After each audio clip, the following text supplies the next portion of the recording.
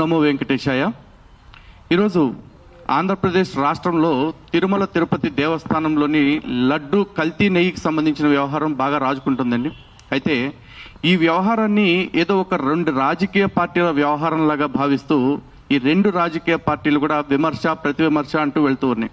అయితే వైఎస్ఆర్సీపీ పార్టీకి సంబంధించిన వాళ్ళు చేస్తున్న వ్యాఖ్యలు కానీ లేకపోతే వాళ్ళు వ్యవహరిస్తున్న తీరు కానీ చూస్తూ ఉంటే నిజంగా వాళ్ళకి హిందువులన్నా హిందువుల విశ్వాసాలన్నా ఏ మాత్రం కూడా గౌరవం లేదన్న విషయం స్పష్టంగా తెలుస్తూ ఉంది. ఈ తిరుమల లడ్డు కల్తీ నెయ్యి వ్యవహారం ఏదైతే ఉందో దాన్ని పూర్తిగా ఒక రాజకీయపరమైన అంశంగా మార్చి చూపిస్తూ అసలు ఎన్డీడీపీ ఇచ్చిన రిపోర్టుని పక్కన పడేసి సిబిఐ వేసిన ఛార్జ్షీట్ ఏదైతే ఉందో దాన్ని మాత్రమే మాట్లాడుతూ ఇక్కడ జంతు కొవ్వు కలవలేదు అన్న ఒకే ఒక పాయింట్ని మాట్లాడుతూ వాళ్ళు ఇష్యూని డైవర్ట్ చేసే ప్రయత్నం చేస్తూ ఉన్నారు. ఇక్కడ జంతువుల కొవ్వు కలవలేదు అన్న మాటలు మాట్లాడుతూ అసలు లడ్డు నెయ్యి కల్తీయా జరగలేదు అన్న ఒక తప్పుడు విధానాన్ని కూడా ప్రజల్లోకి తీసుకువెళ్తున్న విషయాన్ని స్పష్టంగా చూస్తూ ఉన్నాం. అయితే ఈ సందర్భంగా మేము ఒకటే స్పష్టం చేయదలుచుకున్నది ఏంటంటే ఇది మీ రాజకీయ పార్టీలకు సంబంధించిన వ్యవహారం కాదు, ఇది యావత్ హిందూ సమాజానికి సంబంధించిన అంశము. ఈరోజు తిరుమల తిరుపతి దేవస్థానం లేదా తిరుమల కొండ అంటే అది కేవలం ఒక కొండ కాదు, అది కోట్లాది మంది హిందువుల యొక్క విశ్వాసం. అటువంటి విశ్వాసాన్ని మీ రాజకీయ అవసరాల కోసం లేకపోతే మీ కక్కుర్తి కోసం కల్తీతో పాడు చేసింది కాకుండా హిందువుల మనోభావాల మీద దాడి చేసింది కాకుండా ఇప్పటికీ కూడా నిస్సిగ్గుగా ఆ తప్పుల్ని సమర్థించుకుంటూ బ్రతికేద్దామని చూస్తూ ఉన్నారు. దీన్ని హిందూ సమాజం తరఫున చాలా తీవ్రంగా ఖండిస్తూ ఉన్నాం. అయితే ఇక్కడ మాట్లాడాల్సిన అంశాలని సమాజానికి తెలియజేయాల్సింది చాలా ఉంది. మరీ ముఖ్యంగా కొన్ని విషయాలు చూసినట్లయితే ఇక్కడ లడ్డు కల్తీ నిజంగా శ్రీవారు కోట్లాది మంది హిందువుల హృదయ సామ్రాట్ చెప్పాలి అంటే. ఇంకా తిరుమల తిరుపతి దేవస్థానం అనేది ప్రపంచ ఆధ్యాత్మిక రాజధాని హిందువులకి. అలాగే తిరుపతి లడ్డూకి ఎంతో ప్రాముఖ్యత ఉంది. చివరికి లడ్డు అంటే ఇంటర్నేషనల్ పేటెంట్ కలిగిన ఫుడ్ అది. అట్లాంటి లడ్డు ప్రసాదాన్ని దారుణంగా కల్తీ చేశారు. నిజంగా 1% కల్తీ జరిగిందంటేనే అది హిందువుల మనోభావాల మీద దాడి.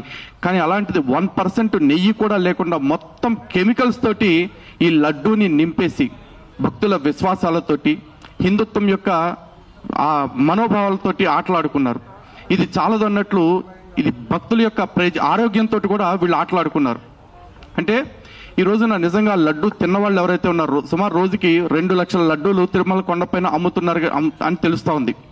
అలాంటిది మరి 4 సంవత్సరాల పాటు ఎన్ని కోట్ల లడ్డూలు అమ్ముంటారు, ఎన్ని కోట్ల మంది ఆరోగ్యంతో వీళ్ళు ఆటలాడుంటారు. ఈ విషయాన్ని వాళ్ళు పట్టించుకోకపోగా అసలు ప్రజా ఆరోగ్యం గురించి కాకుండా కేవలం ఇది రాజకీయపరం అంశంగా మాట్లాడుతూ ఉన్నారు. అలాగే ఈ లడ్డు నెయ్యి స్కామ్ కనుక చూస్తున్నట్లయితే ఇది 250 కోట్ల రూపాయల స్కామ్. మరి ఈ 250 కోట్ల రూపాయలు ఎవరబ్బ సొమ్మని చెప్పేసి వీళ్ళు ఇంత ఇష్టారాజ్యంగా వాటిని పాడు చేశారు.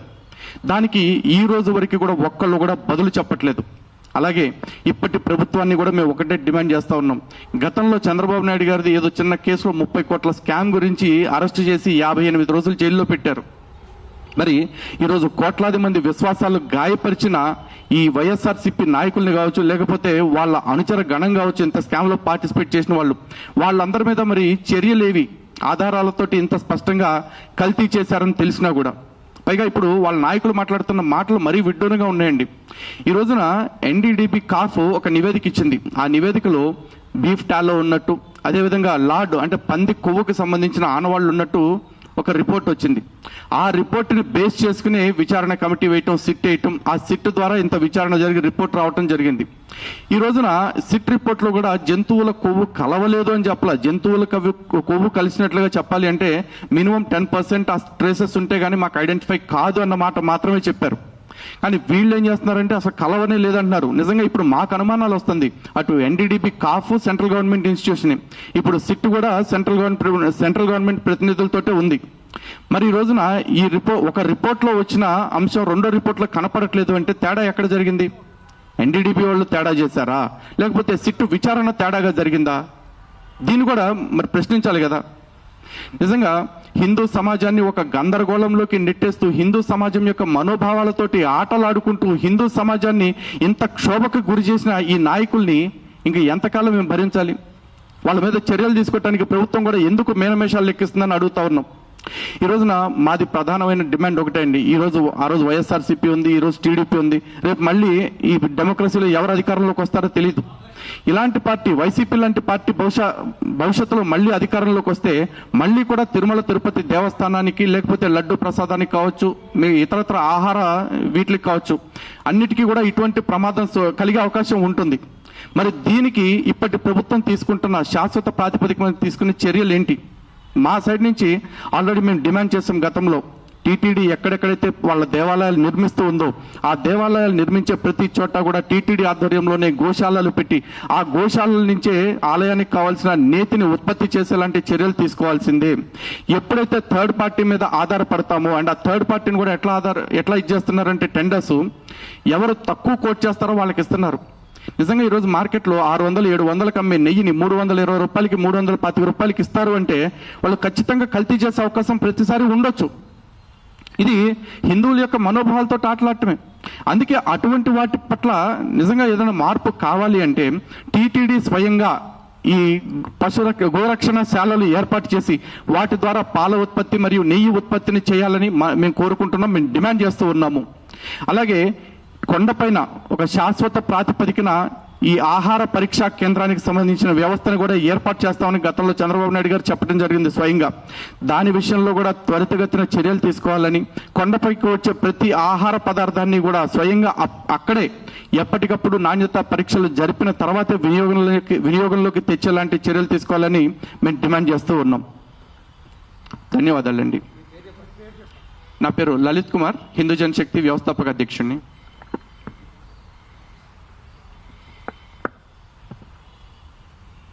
అందరికీ నమస్కారం.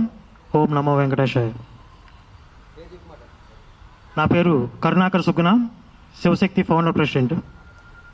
అయితే కొన్ని రోజుల క్రితం ఈ తిరుమల కల్తీ నెయ్యి వ్యవహారంలో మేము మాట్లాడడం జరిగింది. అప్పటి వైసీపీ ప్రభుత్వం యొక్క నిర్లక్ష్యాన్ని, అవినీతిని ప్రశ్నించడం జరిగింది. ఇటీవల సిబిఐ రిపోర్ట్ వచ్చిన తర్వాత కొంతమంది వైసీపీ ఫాలోవర్స్ మా ఆఫీస్కి ఫోన్ చేసి, సిబిఐ క్లీన్ చీట్ ఇచ్చింది కదా, మరి ఇప్పుడు మీరు అప్పట్లో వైసీపీని ప్రశ్నించారు, అవినీతి చేసిందని మాట్లాడారు, కానీ ఇప్పుడు క్లీన్ చీట్ వచ్చింది కదా, కాబట్టి మీరు క్షమాపణ చెప్పాలని చెప్పి కొంతమంది వైసీపీ సైకో ఫ్యాన్స్ మా ఆఫీస్కి ఫోన్ చేసి బెదిరిస్తూ ఉన్నారు. ఎక్కడ క్లీన్ చీట్ వచ్చింది అని చెప్పి మేము కాస్త ఎంక్వైరీ చేస్తే సాక్షి టీవీలో క్లీన్ చీట్ వచ్చింది. సాక్షి టీవీలోనే క్లీన్ చీట్ ఇచ్చేసారు, వాళ్ళే క్లీన్ చీట్ ఇచ్చేసుకున్నారు. ఎలాగా అనంటే సిబిఐ రిపోర్ట్లో జంతువుల కొవ్వు కలిసినట్లుగా నిర్ధారించలేదు కదా, కాబట్టి క్లీన్ చీట్ అని ఒక పదం వాడుతూ ప్రజల్ని తప్పుదోవ పట్టించే ప్రయత్నం చేస్తూ ఉన్నారు. సిబిఐ రిపోర్ట్లో జంతువుల కొవ్వు ఉందని కానీ లేదని కానీ వాళ్ళు నిర్ధారించలేదు. 10% కంటే తక్కువ ఉంటే మా పరీక్షల్లో కనుగొనడం సాధ్యం కాదని చెప్పారు. అంతకుముందు వచ్చిన రిపోర్ట్లో జంతువుల యొక్క అవశేషాలు ఉన్నాయి అని కూడా రిపోర్ట్ ఉంది. కానీ స్పష్టంగా కొన్ని ప్రమాదకరమైనటువంటి రసాయనాలు కలిశాయి, అసలు అందులో నెయ్యి అనేది 1% కూడా లేదు అనే నివేదిక స్పష్టంగా ఉంది. ఇది ఎంత తీవ్రమైనటువంటి విషయం! ఇది సాధారణంగా ఆహార పదార్థాలను కల్తీ చేస్తేనే చాలా తీవ్రంగా పరిగణించాల్సిన విషయం. అలాంటిది పవిత్ర తిరుమల క్షేత్రంలో ప్రసాదాన్ని కల్తీ చేసి ఇన్ని సంవత్సరాల పాటు ఇన్ని కోట్ల రూపాయలు దోచేశారంటే ఆ వ్యక్తుల్ని ఎలా చూడాలి? దురదృష్టం ఏంటంటే తిరుమల క్షేత్రాన్ని ప్రతిరోజు 1,00,000 మంది దర్శిస్తూ ఉంటారు. అన్ని లక్షల మంది భక్తులకి మంచి సౌకర్యాలు కల్పించి ఆ కొండ మీద అవినీతి లేకుండా చేసి భక్తుల యొక్క మనస్సుల్ని గెలుచుకొని మళ్ళీ మనం అధికారంలోకి రావాలి అనే ఆలోచన విధానం కాకుండా అన్ని లక్షల మంది వచ్చేటటువంటి సంపన్న దేవాలయాన్ని లూటీ చేసి దోచేసి ప్రజల ఆరోగ్యంతో ఆటలాడుకుని ఆ డబ్బుని మళ్ళీ తిరిగి ఎన్నికల్లో వెదజల్లి మేము అధికారంలోకి రావాలి అనేటటువంటి ఆలోచన ధోరణి ఇది తీవ్రంగా ఖండించాల్సినటువంటి విషయం.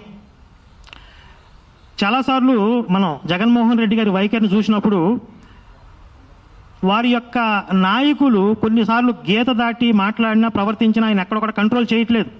సరే, అది వారి పార్టీ యొక్క వైఖరి, ఆయన వ్యక్తిగత విధానం, ఆలోచన విధానం అనుకోవచ్చు. కానీ హిందువుల పవిత్ర క్షేత్రాల్లో కూడా అలాంటి ధోరణి, అలాంటి నియంతృత్వపు ధోరణి చూపిస్తే ఎవరు ప్రశ్నించేవారు ఉండరు, మాట్లాడేవారు ఉండరు అనుకోవడం అవివేకం.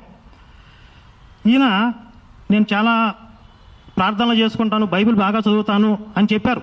ఆయన వ్యక్తిగతంగా క్రైస్తవుడు అయి ఉండొచ్చు, బైబిల్ బాగా చదువుకోవచ్చు, అది ఆయన హక్కు. కానీ ఆయన విశ్వసించడు కాబట్టి, తిరుమల ప్రత్యక్ష దైవం అయినటువంటి వెంకటేశ్వర స్వామి వారి మీద ఆయనకి విశ్వాసం లేదు కాబట్టి ఆ క్షేత్రాన్ని నేను అపవిత్రం చేస్తాను, అక్కడ అవినీతి చేస్తాను, అక్కడ దోచుకుంటాను అంటే మాత్రం చూస్తూ సహించేవారు కాదు హిందువులు.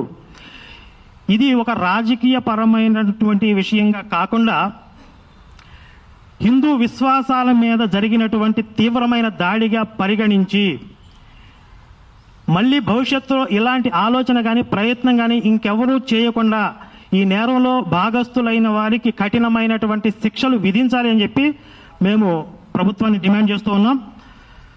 అలాగే ఇంతటి అకృత్యానికి పాల్పడినటువంటి ఈ నాయకులకి కావచ్చు, పార్టీలకి కావచ్చు, బుద్ధి చెప్పాల్సినటువంటి బాధ్యత హిందూ సమాజం మీద కూడా ఉంది. మరి రాబోయే కాలంలో తగినటువంటి చర్యలు లేకుండా నామమాత్రంగా ఏదో విచారణ జరిగింది, మళ్ళీ కొంతకాలం తర్వాత అందరూ మర్చిపోయారు, వేరే విషయాలు వచ్చాయి అన్నట్లుగా కాకుండా దీంట్లో ఖచ్చితంగా నేరస్తులకి కఠినమైన శిక్షలు పడాలి. తర్వాత భవిష్యత్తులో ఎలాంటి ప్రయత్నం ఎవరు చేయాలన్నా కూడా వారి వెన్నులో వణుకు పుట్టించేలాగా ఆ చర్యలు ఉండాలి అని చెప్పి మేము హిందూ సంస్థల నుండి ప్రభుత్వాన్ని డిమాండ్ చేస్తూ, ఆ వ్యక్తులకి, ఆ పార్టీలకి బుద్ధి చెప్పడానికి హిందూ సమాజం సిద్ధంగా ఉందని చెప్పి మేము హెచ్చరిస్తూ, జై శ్రీరామ్, భారత్ మాతాకి జై. ఇంకొకటి, ఇప్పుడు జగన్మోహన్ రెడ్డి మొన్న మాట్లాడుతూ ఏమన్నాడంటే, ఒకవేళ అది నిర్ధారణ అయితే ఇప్పుడు సిట్టు రిపోర్ట్ బయటకు వచ్చింది, ఏం లేదు అని చెప్పేసి మామూలునే అరెస్ట్ చేస్తారు కదా, ఇంతే ఎందుకు చేయట్లేదు అని అడిగాడు మొన్న. అంటే లేనట్టే కదా వాళ్ళ మీద. ఏం లేదని చెప్పి ఎక్కడుందండి? 100% కల్తీ జరిగింది అనేది నిర్ధారణ అయ్యింది. నిర్ధారణ అయితే అరెస్ట్ చేయాలి కదా కల్తీకి పాల్పడ్డోళ్ళని. అరెస్టులు చేయడానికి ఆల్రెడీ ఆ ప్రాసెస్ నడుస్తూ ఉండొచ్చు. ఆల్రెడీ 14 మంది మీద యాక్షన్ తీసుకోండి అని చెప్పి ప్రభుత్వానికి సిఫార్సు చేసింది సిబిఐ. వీళ్ళు ఇందులో నిమగ్నమై ఉన్నారు. అందులో ఉన్నటువంటి ప్రభుత్వ అధికారుల దగ్గర నుండి చైర్మన్గా పనిచేసిన వాళ్ళు కూడా ఇందులో భాగస్వాములు అయ్యారు. వాళ్ళకి తెలియకుండా క్రైమ్ జరగలేదు కాబట్టి వీళ్ళ మీద చర్యలు తీసుకోండి అని చెప్పి ప్రభుత్వానికి సిఫార్సు చేసింది. ఆల్రెడీ అప్పుడు ఈఓగా పనిచేసినటువంటి అశోక్ సింఘాల్ని బదిలీ చేయటం కూడా జరిగింది.